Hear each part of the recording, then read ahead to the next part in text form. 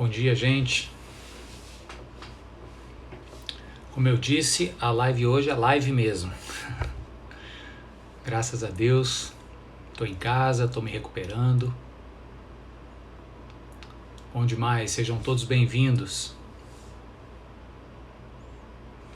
Essa é a hora que dá para eu ver quem está entrando aí. Nájila, Lincoln, Laudeci, Ana, Betânia, Lobão, Messias, Cláudia, Selminha, Luzimeire. Bom dia para vocês. Bom dia para todos vocês. A Bruna. Deus abençoe a vida de vocês. Serginho, Deus abençoe, maninho. Maravilha. A gente vai ler o capítulo 2 de Tiago. Se você já quiser ir se preparando enquanto a gente espera a turma entrar, a gente dá esses 2-3 minutinhos. Lucas Timbó, seja bem-vindo, Timbozinho. Lídia entrou, Andréa Braga, Dr. Marcelo, sejam bem-vindos todos. Maria Moraes, bom dia, querida. Paz e graça da parte do Senhor seja sobre as nossas vidas. Amém. Muito bom. Olha aí o Samuel. Bom dia, bom dia. Fernanda, bom dia. Messias, Deus abençoe, varão. Servo fiel. Cristiane. Vamos lá, vamos começar então, né? Dani entrou, seja bem-vinda, Dani Henrique. Minha oração é que a palavra de Deus alcance os nossos corações hoje com poder, com graça, com autoridade, para que a gente seja transformado. Amém? Vamos ler então, eu estou na carta de Tiago, capítulo 2, hoje a partir do verso 14. Muitos dizem que esse trecho que nós vamos ler hoje é o grande centro temático da carta de Tiago. Tiago escreve a respeito de diversos assuntos, conforme a gente vê. Uma característica das cartas pastorais são cartas que orientam os cristãos a respeito de diversos assuntos, respondem a diversos problemas e desafios que a igreja enfrentava. Então dizem os estudiosos que no caso de Tiago especificamente a carta dele fala de diversos assuntos, acepção de pessoas, vimos no estudo passado. O capítulo 3 vai falar sobre o poder da língua, poder de abençoar e de amaldiçoar, e fala de diversas coisas, mas fala sobre a relação entre fé e obras, que é esse trecho agora do capítulo 2, a partir do verso 14. E muitos concordam que esse é o tema, que o Tiago ou o Jacó, Jacobos, é o termo grego para esse nome, que no português foi traduzido por Tiago. Se você não sabia, fica aí uma novidade para você. Tiago vem do grego Jacó. Interessante, né? Vamos ler então, capítulo 2 de Tiago, verso 14. Diz assim: De que adianta, meus irmãos, alguém dizer que tem uma fé se não tem obras? Acaso a fé pode salvá-lo? Se um irmão ou uma irmã estiver necessitando de roupas e do alimento de cada dia, e um de vocês lhe disser, vá em paz, aqueça-se e alimente-se até satisfazer-se, sem porém lhe dar nada, de que adianta isso? Assim também a fé por si só, se não for acompanhada de obras, está morta. Mas alguém dirá, você tem fé, eu tenho obras. Mostre-me a sua fé sem obras, e eu lhe mostrarei a minha fé pelas obras. Você crê que existe um só Deus? Muito bem. Até mesmo os demônios creem e tremem. Insensato. Quer certificar-se de que a fé sem obras é inútil? Não foi Abraão, nosso antepassado, justificado por obras quando ofereceu seu filho Isaque sobre o altar? Você pode ver que tanto a fé como as obras estavam atuando juntas, e a fé foi aperfeiçoada pelas obras. Cumpriu-se assim a escritura que diz, Abraão creu em Deus e isso lhe foi acreditado como justiça, e ele foi chamado amigo de Deus. Verso 24. Vejam que uma pessoa é justificada por obras e não apenas pela fé. Caso semelhante é o de Raabe, a prostituta. Não foi ela justificada por obras quando acolheu os espias e os fez sair por outro caminho?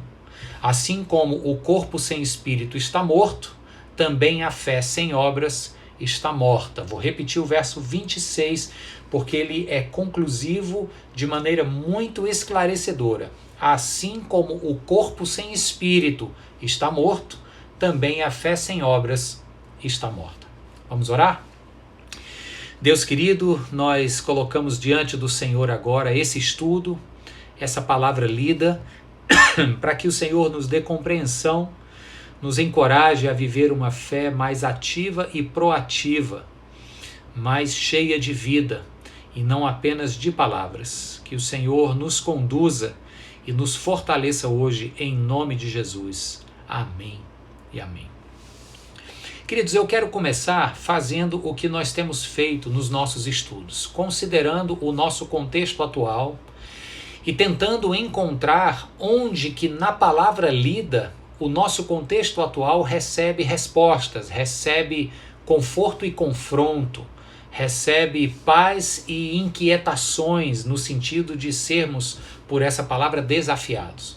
O contexto que a gente vive é um contexto onde as pessoas estão com medo, estão aflitas pelo dia de amanhã, estão com medo pelo dia de hoje e preocupadas com os dias que se aproximam.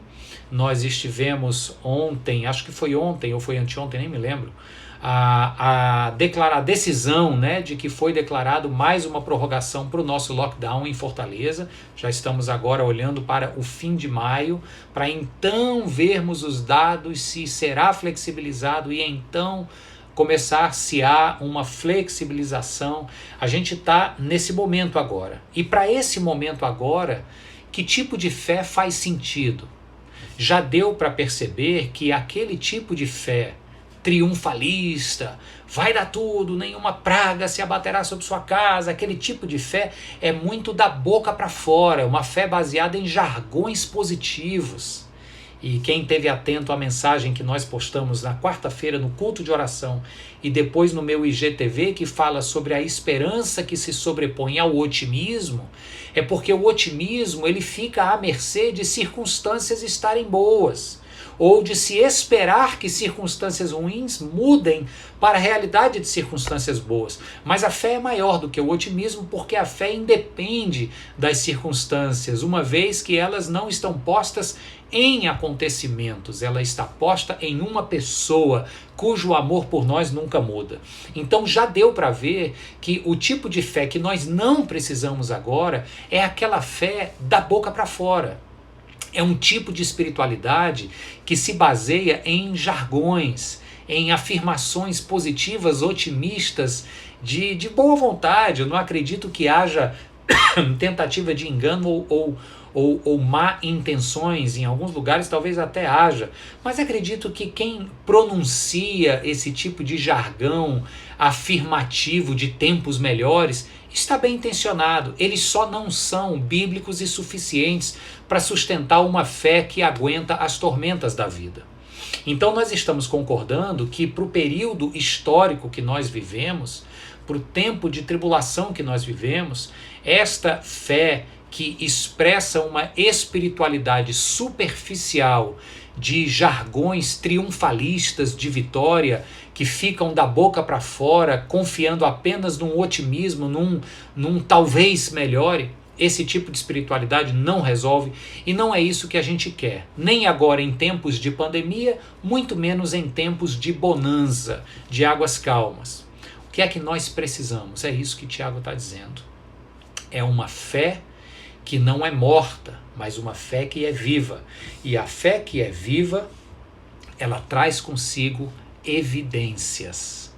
E aí a gente vai olhar para o texto aqui agora, porque ele já começa com uma pergunta que é retórica, quando ele diz assim, ó, de que adianta dizer que tem fé se não tiver obras? Ele vai estabelecer uma relação muito próxima entre fé e obras. E por que isso era importante? Agora eu vou voltar para o contexto de Tiago. Lembre-se que Tiago está escrevendo a partir de Jerusalém. Lembre-se ao mesmo tempo que Paulo escreve a partir de um contexto mais grego do que judaico. Paulo era judeu, só que o contexto para o qual Paulo escreve a grande maioria de suas cartas é um contexto grego. Os gregos eram e são bastante racionalistas, falam à mente, ao racional. O apóstolo Paulo fala sobre uma fé que ela é concebida e entendida aqui, que desce para o coração e que transforma toda a vida, toda a existência da pessoa. A fé, nós somos salvos pela fé, pela graça mediante esta fé. O Tiago está numa realidade judaica em Jerusalém. E a visão de mundo judaica é muito mais mão na massa do que grego. O grego, na verdade, via o trabalho como algo indigno, tanto que escravos trabalhavam na visão de mundo grega. Para o judeu, a revelação bíblica começa mostrando um Deus que, diferente das divindades gregas, o Deus judaico-cristão é um Deus que começa com a mão no barro, formando o homem. Então, esse conceito de trabalho que confere dignidade ao todo ser humano faz parte do core do judaísmo. Por isso que uma das formas do judaísmo antigo e atual de você demonstrar o seu fervor de espiritualidade para Deus é ajudando concretamente o próximo. Não é assim que Jesus responde à pergunta de quem é o próximo a quem devemos amar? Ele conta a história do bom samaritano, para lá no final dizer quem foi o próximo desse sujeito que quase morre na mão dos assaltantes. Aí os líderes religiosos que odiavam os samaritanos foram obrigados a dizer: o próximo dele foi o samaritano. Então, este que vai e ajuda, ele demonstra uma espiritualidade muito mais concreta e firmada em Deus do que aquele que apenas diz que crê. O que o Tiago está falando aqui, ele está fazendo um contraponto a um desvio doutrinário que havia na sua época por causa da influência do pensamento grego gnóstico na igreja do primeiro século, também lá em Jerusalém, de onde ele escreve, e esta influência dizia que a fé era apenas a apropriação de ideias a respeito de Jesus. Contanto que eu tivesse as ideias corretas e pronunciasse a minha crença de maneira correta, eu estaria vivendo esta salvação. Só que o Tiago está dizendo, alto lá. Ainda que você precise ter as crenças corretas e confessar Jesus Cristo como seu Senhor, e isso se faz de maneira racional, mas esta fé que se expressa de maneira racional, ela se concretiza de maneira prática e concreta e atitudinal na vida do próximo.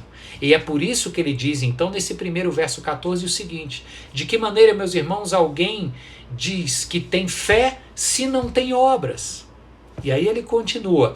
E no verso 17 e 18, eu digo que aqui está o suprassumo da história. Ele diz assim: assim também a fé por si só, se não for acompanhada de obras, ela está morta. É porque ele vem construindo aqui no verso 15 o seguinte: se tem um irmão necessitando de roupas, de alimento, você simplesmente olha para as necessidades dele e diz o seguinte: vai lá, eu vou orar por você. Ele diz: de que isso adianta? De que a tua fé adiantou? É aqui onde ele está insistindo. Olha, a fé não pode ser só de boca para fora. Isso revela uma espiritualidade vazia, superficial. Eu me lembro daquela cena do famoso e genial filme O Alto da Compadecida, em que o Severino, disfarçado de mendigo, chega para o vigário, né, o saudoso Armando Bogos, e ele chega para o vigário e diz: me ajuda com um pouco de comida. Aí o vigário olha e diz: a igreja só se preocupa com os assuntos espirituais. E quando eu vou rezar por você, ele diz. E quando ele está fechando a porta da igreja, o mendigo bota o pé na porta, estende a mão e diz: dá para juntar com essa reza uma cuia de farinha? Genial essa frase que o Ariano Suassuna coloca, de maneira bem humorada, mas para fazer uma denúncia. A denúncia exatamente deste tipo de fé que o Tiago também está denunciando aqui. Ele olhou para o mendigo querendo um punhado de farinha e disse: vou orar por você. Não, mas junta com essa oração um punhado de farinha, ou seja, faz com que a tua fé tenha elementos concretos também, faça com que a tua prece da boca se junte com a concretude do punhado de farinha aqui na minha cuia. É isso que está em jogo aqui. E no verso 18, o Tiago coloca de maneira forte um pensamento muito lógico. Olha que lógica interessante e desafiadora que ele põe aqui. Ele diz assim: alguém dirá, o Tiago constrói um interlocutor aqui. Alguém dirá: você tem fé, eu tenho obras. E então a conversa continua dizendo: mostra-me, portanto, a tua fé sem obras, e eu lhe mostrarei a minha fé através das obras. Em outra tradução, as palavras são invertidas e ele coloca assim: mostra-me a tua fé sem obras, e eu pelas minhas obras te mostrarei a minha fé. O ponto que o Tiago está construindo aqui é o seguinte, é que essa história de salvação, vamos recapitular, eu gosto de ser insistente nisso para que você não ache que salvação aqui significa o passe para o céu. A gente já passou dessa compreensão pequena, salvação não é isso. Salvação é um estado de vida que se recebe aqui e agora, a partir do perdão dos nossos pecados vindos de Jesus Cristo, e quando ele se torna Senhor do nosso coração, nós então vivemos esta salvação aqui e agora, que começa com um processo chamado santificação, onde eu busco a cada dia me parecer com Cristo. Isso me traz plenitude de vida, e este processo é uma caminhada rumo a uma realização final e definitiva. Ali e além, a gente começa aqui e agora para consumar e realizar ali e além, ok? Então é isso que se chama salvação. Aí o Tiago está dizendo aqui: ninguém é salvo apenas pela fé, tem que ter a dobradinha fé e obras. E aí ele vai colocar: por acaso não foi Abraão justificado por obras quando ofereceu Isaac? O que é que ele está falando? Ele não está dizendo que o Abraão nunca precisou de fé e simplesmente porque ele entregou o filho em sacrifício a Deus, ele foi justificado. Ele está dizendo que por causa da fé que Abraão teve aqui e aqui no coração, ele realizou uma obra dificílima, que foi o sacrifício ou a intenção de sacrifício do seu próprio filho, para demonstrar e evidenciar esta fé.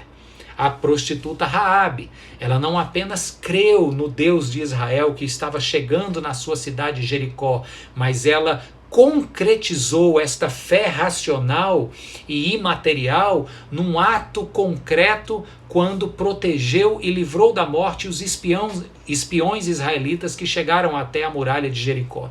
Então ele está dizendo, essas ações, tanto do patriarca Abraão quanto da prostituta Raabe, e interessante que ele pega dois extremos, né? O expoente maior da fé judaica cristã, Abraão, e talvez a potência menor da compreensão de mundo judaica, que era uma mulher e prostituta, coloca os dois em igual patamar para dizer: ambos foram corretos na fé que tinham, porque creram em Deus e evidenciaram esta crença em atitudes práticas. E aí o Tiago termina com esse desafio para a gente. Assim como o corpo sem o espírito ele é morto, a fé sem as obras está morta. Capítulo 4 de Romanos. Romanos, capítulo 4, o apóstolo Paulo vai falar esse mesmo texto sobre Abraão. E ele diz que Abraão foi justificado pela fé. E aqui Tiago vai dizer que o Abraão foi justificado pelas obras. Aí o gaiato chega e diz: está vendo? A Bíblia se contradiz, é por isso que eu não creio. Na verdade, ela não se contradiz, ela se complementa. Se você for honesto para juntar os dois textos e entender o que é que está em jogo aqui, você vai ver que uma fé apenas da boca para fora, de afirmação teológica e doutrinária, destituída de obras, ela não te leva para esta vida aqui e agora de plenitude de quem é salvo por Cristo Jesus. tampouco uma prática de vida apenas de boas obras, sem que estas estejam sendo feitas a partir de uma fé em Cristo Jesus, você vai ser apenas um ativista, um filântropo, uma pessoa que vai fazer o bem apenas, também não viverá esta salvação em Cristo Jesus. O texto de Paulo aos Romanos, quando fala lá que Abraão foi justificado pela fé, e o texto de Tiago aos cristãos da diáspora, onde diz que o Abraão foi justificado por obras, eles se complementam. Foi por fé ou foi por obras? Pelos dois. Uma fé que resulta em obras, e as obras que evidenciam a fé que a fizeram nascer. Compreendeu? Esse é o ensino de hoje para a gente. E volta lá para o nosso início. Por que é que isso é importantíssimo para nós? Porque nós já vimos que este período difícil que estamos vivendo, de pandemia, onde tantos medos, ansiedades, angústias, questionamentos, eles surgem, este período requer uma fé que seja uma fé bíblica, firmada nas Escrituras, e não uma fé de jargões positivos, triunfalistas, do vai dar certo, do nenhuma praga ocorrerá na tua casa. Isso é muito da boca para fora, gente. Isso não tem concretude, isso não tem evidência. Se a gente quer ter a fé de que nenhuma praga vai bater na minha casa, eu preciso transformar isso em atitudes práticas. Eu preciso mostrar que eu de fato creio nisso, não apenas com um pensamento positivo e otimista, mas eu creio nisso com atitudes práticas e concretas. Então, por exemplo, a gente crê que nenhuma praga vai bater na minha casa, ok, então eu vou e tomo os remédios. A gente crê que nenhum gafanhoto vai comer a minha lavoura, ok, então eu organizo as minhas finanças e passo a gastar menos do que eu ganho. Entendeu como é que é a história? Não adianta ficar com jargões positivos se na prática não existe uma ação que evidencie a minha fé. E esse período que a gente vive já está mostrando que tantos e tantos profetas aí da prosperidade que pregaram, que faz do jeito certo, que vai dar tudo certo, quem tentou fazer do jeito certo está doente agora de coronavírus, está aqui, ó. E aí? E aí que a fé que eu tenho continua firmada naquele Deus que nunca muda e que me chama para, na saúde ou na doença, na fartura ou na escassez, continuar concretizando em ações práticas de bem para o mundo, de benefício para o mundo ao meu redor, ações práticas que evidenciam a fé que eu tenho. Que assim seja na sua vida. Se você está temeroso, preocupado, angustiado, eu oro para que você receba um bálsamo de paz da parte do Senhor e que a sua fé seja fortalecida não apenas da boca para fora, mas seja fortalecida enquanto ela se desdobrar em evidências de boas ações para o mundo ao seu redor. Amém? É o sujeito que está aflito. Mas aí olha para o vizinho que está mais aflito do que ele, vai lá e ajuda. É o camarada que está achando que não vai ter o que comer semana que vem. Mas aí alguém fez chegar até ele uma cesta básica e ele olhou para o vizinho e dividiu a cesta básica. Estou falando de testemunhos reais que acontecem. Mas puxa, ele não estava precisando, não devia segurar aquela cesta para ele? Não, irmãos, porque fé me diz que o mesmo Deus que botou essa comida hoje na minha mesa vai pôr amanhã também. O mesmo Deus que disse que o justo não mendigaria o pão de cada dia, estará todos os dias providenciando. Portanto, quando eu me disponho a pegar esta fé teórica e transformá-la na prática de repartir o que tenho com quem precisa, verdadeira salvação acontece. Que assim seja nas nossas vidas, que assim seja na sua vida, tremendo desafio. E que o Senhor então nos dê a paz, paz que só acontece naqueles que têm uma fé alicerçada em boas práticas concretas que evidenciam a espiritualidade saudável que tem no Deus da vida. Vamos orar? Feche os seus olhos comigo e vamos orar juntos. Pai querido, louvado seja o teu nome por essa palavra de hoje, por essa reflexão. Nós repetimos e repetimos, Deus, que não queremos uma espiritualidade rasa, superficial, Deus, que não aguenta as ondas bravas da nossa circunstância atual ou turbulenta. Uma fé, ó Deus, que não suporta dificuldades porque se acostumou a se confiar apenas em jargões que são da boca para fora. Que o Senhor nos ajude, meu Deus, a viver uma fé concreta, ó Deus, em obras que evidenciam a nossa espiritualidade em Ti. Fortalece o Teu povo, meu Deus, que está cansado, que está temeroso e angustiado.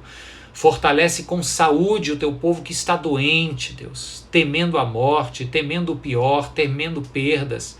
Fortalece o Teu povo, meu Deus, e que esta fé fortalecida se desdobre e aconteça ao redor de nós, em atitudes práticas, a partir de nós. Em nome de Jesus eu oro, Senhor, e Te agradeço. Amém e amém. Maravilha, louvado seja Deus. Que o Senhor te abençoe e faça superabundar na sua vida mais da sua paz e da sua bênção.